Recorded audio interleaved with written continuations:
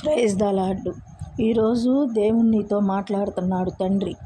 పక్కన వారి వ్యసనాలను చూసి వారి వ్యసనాలను ఆసరగా చేసుకొని వారు మందు తాగుతారనో, సిగరెట్ తాగుతారనో, వ్యభిచారం చేస్తారనో వారిని మనం నిందించకూడదు. వారికి ఉన్న వ్యసనాలను మనం నిందించవచ్చు. ఆ వ్యసనాలను వారిలో నుంచి తీసేయమని మనం దేవుణ్ణి అడగాలి. దేవునికి కన్నీరు గార్చి ప్రార్థన చేయాలి. అంతేగాని వారి వ్యసనాలను మనం ఎత్తి చూపించవచ్చు, కానీ మనుషులను మనం ఏలు పెట్టి చూపించకూడదు. దేనికంటే వారు కూడా దేవుని మనుషులు, దేవుని సంబంధులమై ఉండాం. మనమందరం దేవుని మనుషులు, మనమందరం తండ్రి పిల్లలం మనము.